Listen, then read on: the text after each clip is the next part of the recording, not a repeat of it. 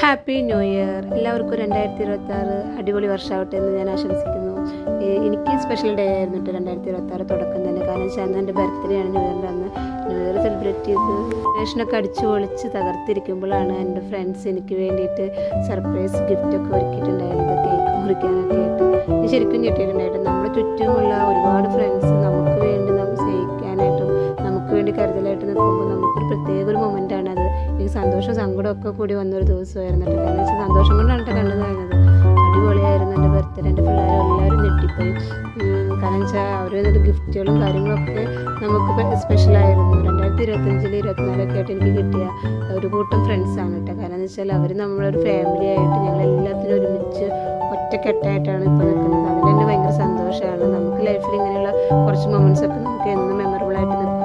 എനിക്ക് അതുപോലൊരു ദിവസം തന്നെ ബർത്ത്ഡേ. പിന്നെ ഉച്ചയ്ക്ക് ലഞ്ചും സ്പെഷ്യൽ. അന്ന് വൈകുന്നേരം വരെ എനിക്ക് ഗിഫ്റ്റോട് ഗിഫ്റ്റായിരുന്നു. Thank you. ഇത്രയുള്ളൊരു കുഞ്ഞ്